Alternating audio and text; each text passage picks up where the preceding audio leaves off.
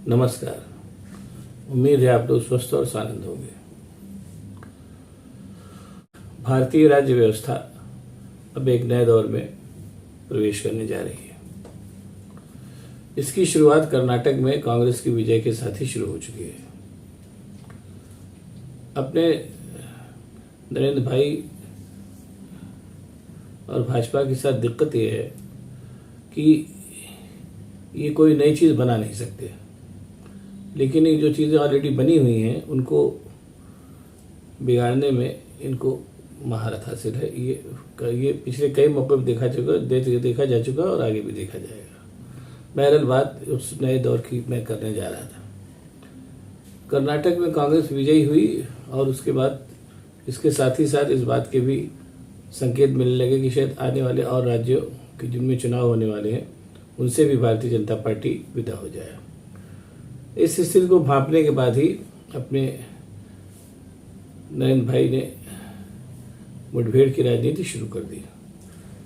बहुत से काम उन्होंने इधर किए, जिसमें से एक दो का जिक्र मैं करूंगा। कर्नाटक में जो सब जगह सस्ता राशन बांटा जाता है वो स्कीम कर्नाटक में भी है, क्योंकि राष्ट्रीय स्तर की स्कीम है। लेकिन अभी उनको बताया गया कि भारतीय खाद्य निगम के गोदामों से उनको अनाज नहीं दिया जाएगा। अगर वो चाहें तो अपने संसाधनों से बाजार से अनाज खरीद करके इस राशन योजना को दे सकते हैं। जाहिर सी बात है ये करना बड़ा मुश्किल काम होगा। बाजार से राशन खरीद के उसको सस्ते दर पे बांटना और एक तरीके से राज्य की अर्थव्यवस्था को कंगाली के दर में फेंकना होगा। और भी इस तरीके के कई फैसले केंद्र सरकार अब ले रही है, लेने जा रही है, जो केंद्र और राज्य के बीच में सीधी मुठभेड़ की बात करता है। अब कई चीज़ें तो उन्होंने कह भी दी हैं और कई चीज़ें बिना कहे भी कह रहे थे। जैसे फॉर एग्जांपल जीएसटी का जो पैसा इकट्ठा होता है, जिसका अधिकांश हिस्सा राज्यों से जाता है और राज्यों को उसमें बाद में भेजा जाता है, तो उस जीएसटी में जो राज्यों का हिस्सा है उसको केंद्र सरकार लंबे समय से नहीं दे रही है और कहती है कि आप रिजर्व बैंक से ले लीजिए, बाद में देखेंगे। अब ये तो जो काम सारे हो रहे हैं केंद्र सरकार के द्वारा बदले की राजनीति के तहत, इसका परिणाम जो है वो आने वाले दिनों में बड़ा भयावह होगा। सत्ता हमेशा के लिए नहीं रहती, नंबर एक, और ये मानना कि सत्ता हमेशा बनी रहेगी ये भी एक ऐसी चीज़ है जो हालांकि सत्ता में बैठे लोगों को यही लगता है, लेकिन ऐसा होता नहीं। और सबसे बड़ी बात जो मतलब इस समय भी यही हम हो रहा है, पहले भी जब इस तरीके की निरंकुश सत्ताएं आई थी तो ऐसा ही होता था। कम से कम आधुनिक काल में तो यही हो रहा है कि जब निरंकुश सत्ता आती है तो वो मीडिया पर सबसे पहले बैन लगाती है, घोषित या अघोषित। ऐसे में होता क्या है कि जो नीचे की स्थितियां होती हैं, जो सतह की स्थितियां होती हैं, वो आमतौर पे ऊपर सत्ता में बैठे लोगों को पता नहीं होती है। ऐसे में वो जब सत्ता में जितने दिन रहते हैं वो एक के बाद एक ऐसे निर्णय लेते हैं जिससे, क्योंकि उनको नीचे की सतह की बातें तो पता होती नहीं, वो अपनी सत्ता मत में निर्णय लेते रहते हैं और बाद में कालांतर में जनता जो है जब उनको नीचे लाती है तो उनकी हालत बड़ी ख़राब हो जाती है। ऐसा कई बार हो चुका है, 77 में हो चुका है, अभी 2004 में हो चुका है, अभी तमाम बार हुआ है। बहरहाल बात मैं कर रहा था कि इस समय जो राज्यों और केंद्र की मुठभेड़ नए सिरे से शुरू हो गई, मैं उसकी बात कर रहा। अब अच्छा, ये तो हुई एक बात, और उसके अलावा ये भी है जैसे अभी दिल्ली में जब ये हुआ कि सुप्रीम कोर्ट का फैसला है कि नहीं, गवर्नर जो है वो सारे के सारे जो है वो राज्य जो है वो जो वहाँ शासन का काम था वो गवर्नर के हाथ से लेकर के केजरीवाल की सरकार को दिया गया, तो सरकार ने अध्यादेश ला करके वापस वो सारी शक्तियाँ गवर्नर को दे दी। ये सब चीज़ों जो सीधी मुठभेड़ शुरू हो गई है सत्ता पक्ष में और राज्यों के बीच में, विपक्ष के दलों के बीच में, ये अपने आप में बड़ा ही ऐसा काम हो रहा है जो नहीं होना चाहिए। लोकतंत्र के हित में ये नहीं है।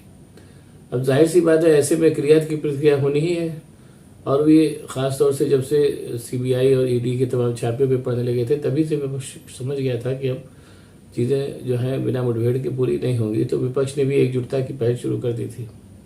अभी 23 तारीख को वहाँ पटना में विपक्ष की पूरी रैली और पूरी सभा है, जिसमें विपक्ष की चीज़ों को विपक्ष अपनी रणनीति बनाएगा कि कैसे सत्ता पक्ष से लड़ते आने वाले चुनावों में, उसको कैसे काउंटर किया जाए, इसकी भी रणनीतियाँ जो है केंद्र सरकार ने बनानी शुरू कर दी हैं। ऐसे में अब लेकिन वो विपक्ष जो है ख़ास तौर से विपक्षी एकाकी कोशिशें तो बहुत लंबे से समय से चल रही थी, लेकिन मेरा जब से केजरीवाल के खिलाफ अध्यादेश आया तब से विपक्ष बहुत ज़्यादा चौकन्ना हो गया है। और वो उसने अपनी कोशिशें शुरू कर दी हैं, जिसमें केंद्र सरकार की जो मुठभेड़ की नीति है उसने विपक्षी एकता में एक तरीके से सहायक की भूमिका ही निभाई। विपक्ष समझ गया है कि अब अगर कोई पहल नहीं की गई तो फिर हो सकता है कि अगले आम चुनाव के बाद उनका अस्तित्व ही समाप्त हो जाए। इस पूरी परिघटना में एक काम और हो रहा है जिसके बारे में लोग थोड़ा सा जानते नहीं है, जानते भी है तो बहुत चर्चा नहीं होती है। भारतीय जनता पार्टी पूरी तरीके से क्रोनी कैपिटलिस्ट के हाथ में आ गई है। अडानी अंबानी जिसके 2 एग्जाम्पल है, और भी तमाम ऐसे। अडानी अंबानी जो कि सबसे बड़े, इसका नाम मैं ले रहा हूँ। क्रोनी कैपिटलिस्ट का मतलब मोटा तौर पे पहले समझ लीजिए। क्रोनी कैपिटलिस्ट मतलब ये होता है कि ऐसे इंडस्ट्रीज जो बाहर के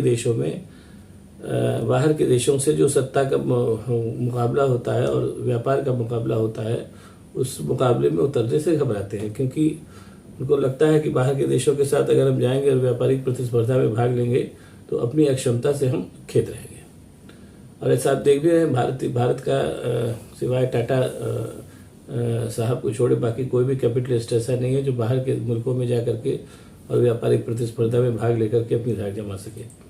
ऐसे में होता है क्या है कि वो जो इस तरीके के जो कैपिटलिस्ट होते हैं, जिनको क्रोनी कैपिटलिस्ट कहा जाता है, ये पूरी तरीके से सत्ता के साथ गठजोड़ करके और उस देश को ही खोखला करने में और अपने आप को समृद्ध करने में जुट जाते हैं जिस देश के वो होते हैं। ऐसा केवल भारत में ही नहीं हो रहा है, और भी तमाम देशों में हो रहा है, खासतौर से थर्ड वर्ल्ड के कंट्रीज में। अपने भारत देश में भी ये हो रहा है कि वो जो क्रोनी कैपिटलिस्ट हैं, अडानी अंबानी और भी तमाम लोग, इन लोगों ने सत्ता से पूरी तरीके से गठजोड़ कर लिया है और पिछले 9-10 सालों में इनकी कमाई में अकूत बढ़ावा हुआ है। ये कहने की बात नहीं, सब जाने हैं। ऐसे में ये क्रोनी कैपिटलिस्ट चाहते हैं कि ये सत्ता हमेशा बनी रहे, ताकि उनका जो व्यापार है, जो उनकी लूट खसुट है, वो चलती रहे। अब ऐसे में होता क्या है, लेकिन अब सबसे बड़ी बात है कि इसमें जो दिक्कत है वो ये है कि एक तरफ तो तमाम विपक्षी दल हैं और दूसरी तरफ लोकतंत्र है। लोकतंत्र का कोई विकल्प अभी तक, लगभग इमरजेंसी परिस्थिति ऐसी स्थितियां पैदा करने के बावजूद अभी लोकतंत्र का कोई विकल्प केंद्र सरकार और भारतीय जनता पार्टी की और अपने नरेंद्र मोदी साहब की सरकार नहीं निकाल पाई। चुनाव होने ही होने। और ऐसे में अगर चुनाव होते हैं और ये सरकार हार जाती है तो ऐसे में जो विपक्ष जब सत्ता पक्ष में आएगा तो जैसा ट्रीटमेंट आज का सत्ता पक्ष विपक्ष के साथ कर रहा है, वैसा ट्रीटमेंट जाहिर सी बात है विपक्ष भी जो अगर कल को सत्ता पक्ष में आएगा तो भारतीय जनता पार्टी और उसका जो पितृ संगठन है आरएसएस उसके साथ करेगा, ये तय जारी। कर्नाटक में और हिमाचल में इसकी शुरुआत भी हो चुकी है।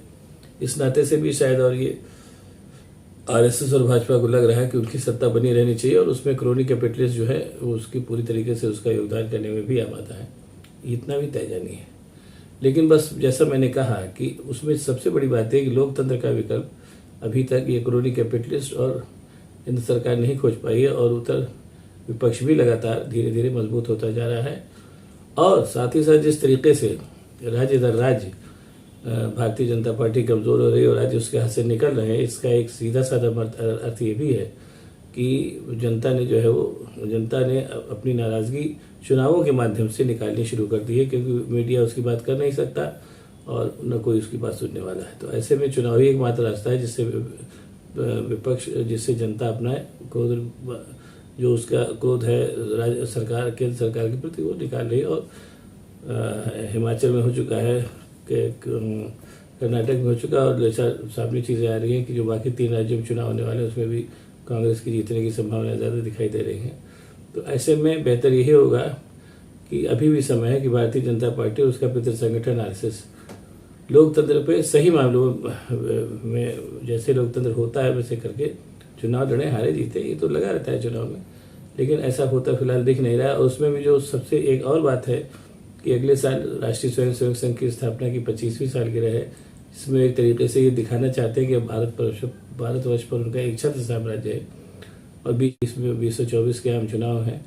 उन आम चुनावों को जीतने के लिए अब सत्ता पक्ष और राष्ट्रीय स्वयंसेवक संघ एकदम बेकरार हो चुका है। ऐसी बेकरारी में हो सकता है और मुठभेड़ में हो सकता है कि चीज़ें उसके अगेंस्ट ही जाए, जिसकी संभावना ज़्यादा दिख रही है। और अगर ऐसा होगा तो एक बात भी जान लीजिए कि अगर ऐसा हो जाता है तो वही क्रोनी कैपिटलिस्ट जो इस समय सरकार के साथ है और उसकी वो कर रहे हैं, सबसे पहले ये क्रोनी कैपिटलिस्ट भागेंगे, ये तय जानी है। इनका इतिहास यही रहा है, आगे भी यही करेंगे। बाकी अगर आपको ये वीडियो पसंद आए तो उसको शेयर करिए, लाइक करिए और साथ ही साथ मेरे चैनल को सब्सक्राइब करिए ताकि मैं और भी ऐसी बातें आपको बताता रह सकूँ। बहुत बहुत धन्यवाद। नमस्कार।